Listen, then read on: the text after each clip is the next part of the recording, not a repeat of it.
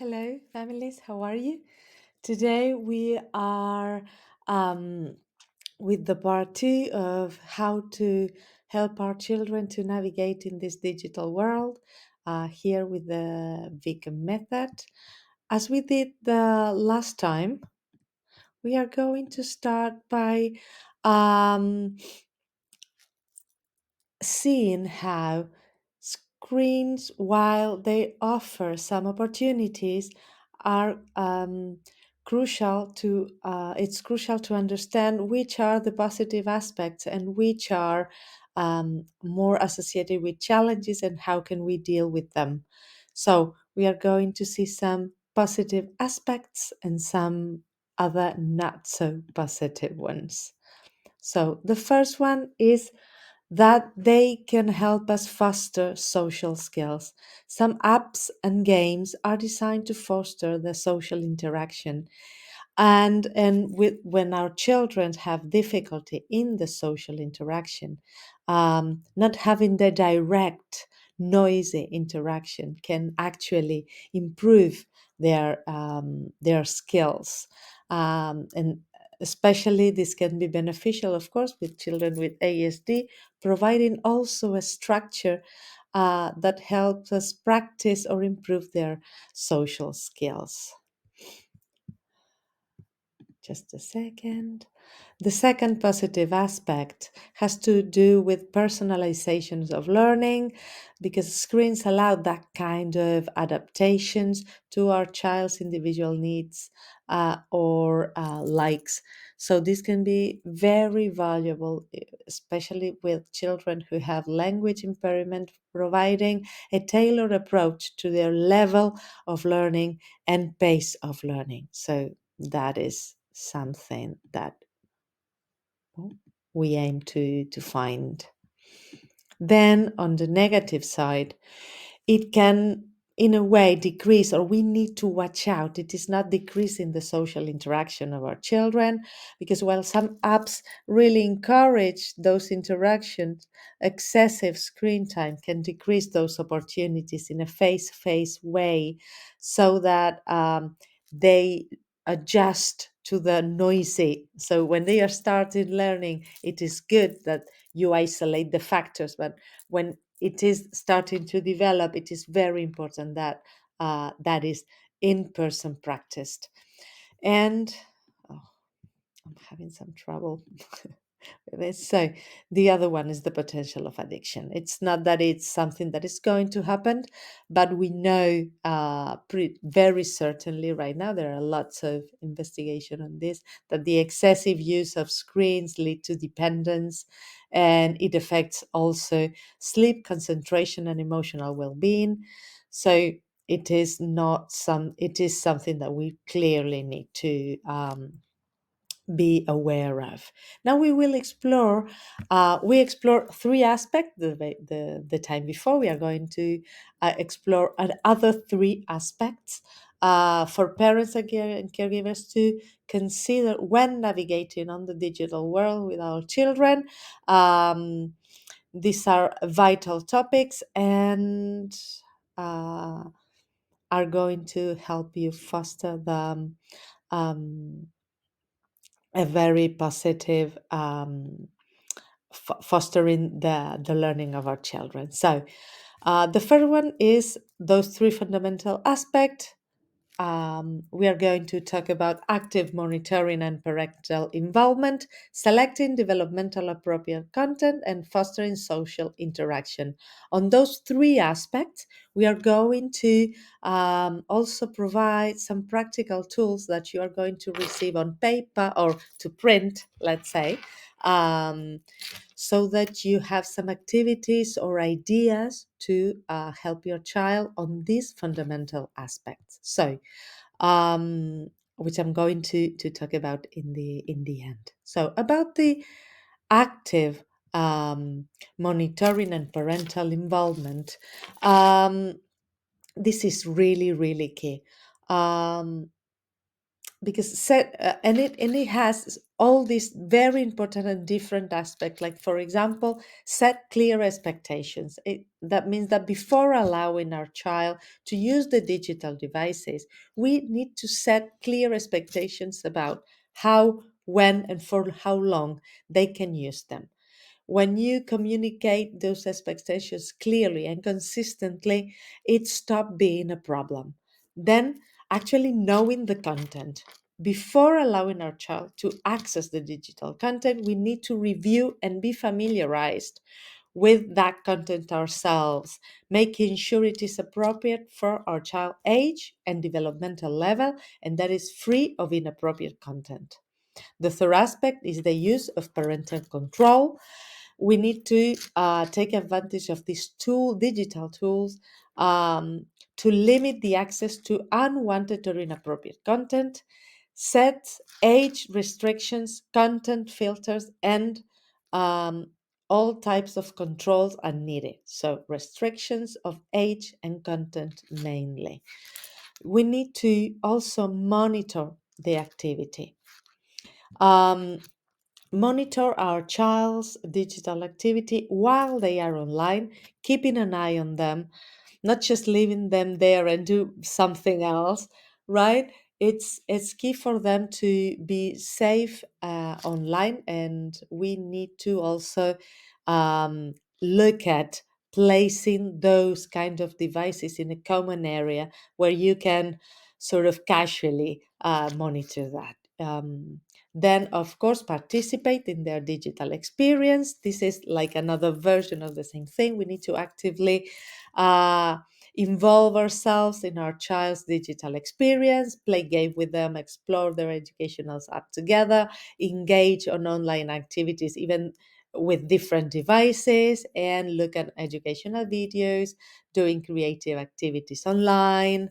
Um, then the following one is encourage open communication about what they do and what their experience is about. You need your child to share their online experience with you and talk about the problems or concerns that may arise. If they cannot say it and you see some signs of disturbance, it is very important that you take the time to find out what it is and to take the appropriate measures. Also, you need to teach healthy habits, um, such as being kind and respectful to others, practicing privacy online as well, and avoiding sharing personal information or maybe meeting people they don't actually know in person. Um, and if it is appropriate, it would be also great to educate them about the potential risk on online and teach them on safety. We also need to model a responsible use. That means that when we are with our child, we model a balanced use of technology, limit our own screen time, and use of devices with conscious and related to production. Um, then, of course, we need to talk about revising the privacy settings because on our accounts, we need to ensure that the security is working properly. We need to set up times to disconnect. We talked this the other time with transitions. We need to get to know how to unplug and enjoy offline activities as a family, such as playing outside, doing craft, reading together, any healthy balance between screen time and other activities with us, and maintain an open communication with the professionals, knowing how they are working with the digital world. And if we need some extra guidance with them, talk to them about our concerns. The the second aspect we are going to talk about today has to do with selecting developmentally appropriate content. Um, so, and I'm going to explain what are the different aspects you need to take into account to know if something is developmentally appropriate for your child. You need to look at um, uh, actually his interests, not just and what is he into. For example, if he or she likes animals, you can look at animal feature related activities. Um, the level of skills, or for example, you need to choose material for their age and ability level. Um, for example, if you are learning to count, you can look at apps that focus on basic number skills. You also need to see if there is a simple or a developmentally appropriate use and accessibility. You should opt for digital material with intuitive and easy to use interfaces. Um, also some offers some games or apps that offer customization options or accessibility settings so that you can adapt it to your child's special needs. Um, the the apps should give some positive feedback or reinforcement. For example, you need to look at digital materials that provide clear feedback and positive reinforcement throughout the activities. That can help maintain your child's motivation and encouragement and active participation in the activities. Also, um, they must have just a minute, social and communication skills support. The digital materials we select should provide opportunities to practice and develop those social and communications skills. Uh, for example, skills or games that teach emotional recognition, conversation skill, or social interaction. You also need to provide a safety and um, supervised atmosphere, prioritizing your child's safety, not only enjoyment with the digital materials. You need to be sure that they are safe. Also, they need to have a variety of diversity and content among his interest, not narrow. Oh, I'm sorry, not narrowing them down, but expanding them. Um, so that their areas of interest are increased and not shrinked. And they need to be compatible with our child's sensory taste. So you need to, uh, that's why you need to know the material first. You know your child, you know what he is sensory. His sensory preferences, and so the materials you show him or you expose them must match those sensory taste. For example, having different kind of lightnings or up with different brightness options, just to say a few examples. So, and the third and final aspect has to do with fostering social interactions, um, which is actually very important because sometimes, as we said, the social platforms or can go against those balanced social interactions, and um, they should help us foster that development. The different aspect we should take into account is that you must select the appropriate platform or apps. Of course, you need to choose online platforms or apps that promote that social interaction and provide opportunity for your child to connect with others in a safe way, or to connect with yourself from other device, and maybe creating an online community with the people he knows in person. Um, Maybe find some cooperative games, moderated chat rooms, educational platforms that facilitate collaboration and communication among users, for example. Then the second aspect is participate yourself, of course, in these digital activities. Join your child online game calls with friends and families, actively participating with your child so you can model as well the social skills, foster his communication, and strengthening the bonds um, with you or with the ones that he knows around the world together. Third aspect is to facilitate communication and interaction using, for example, gestures, sign, pictures, or text according to their abilities and preferences. Encourage them to um, being polite, um, share ideas or words, express emotions also during their interactions. Also, um, uh, promoting teamwork and collaboration.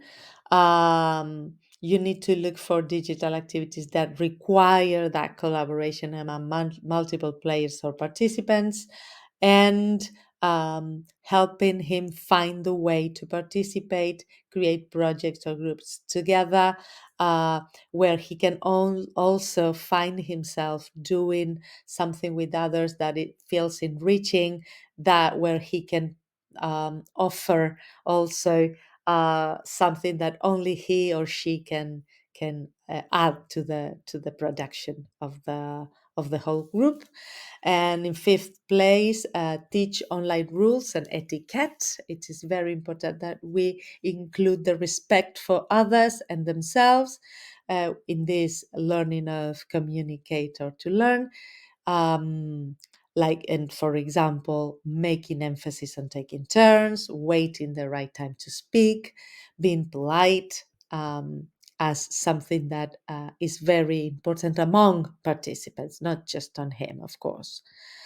We have only four aspects left. The first of the last four is monitoring interaction and provide some feedback um, about his participation in the social um, platforms, acknowledge the effort, celebrate the achievement and participation, and also provide some additional guidance when necessary to improve their online skills. Then we need to encourage meaningful virtual relationship, because we want our child to cultivate meaningful relationship with others, adults or children, and we need to support their digital friendship, regular virtual social activities, and help them maintain contact with people that they have on a distance. Then we have to promote a balance between technology and in-person interactions. Um, for and we need to also foster the practicing of those skills that they learn online in the social arena, like in the park or in extracurricular classes, or in some participation of a community event. Finally, we need to set limits and monitor our online safety, as we mentioned before. We need to set parental control, monitor their online activity, and teach them to recognize. This is very important. Teach them to recognize and avoid potential online risk on their safety. So, um, as I said, navigating screens with children with language impairments or ASD requires an informed approach tailored to our child's individual needs. Um, I hope that all the aspects we've been talking about are very helpful, and give you some tools and insights about how to turn the screens into a positive and enriching experience for our children and for our families. So, as I said, before I leave, um, you are going to receive also a printable activities, three printable activities, one of each of the aspects we've been discussing today. One is an interactive game session and screen observation. Um, where I describe the objectives, like to promote the interactions between screen time with our children, all the materials and all the steps you need to follow so that it is enjoyable and helpful for everybody. The second is the description I just gave you, but I think it's important to have all the aspects written so that you can go between all of them and see where you are, what are your strengths, what you're lacking at, right? When you try to adapt the materials to your child developmental needs. And finally, but not least, I included two activities um, for online play sessions for verbal and non-verbal children, where I try to, as I said, foster and increase the meaningful interactions online. So, you have here. If you have any questions and comments, all my contact information. I hope you use it. I'll be delightful to answer to all of your comments and questions. I hope this is helpful, and thank you very much for participating in this.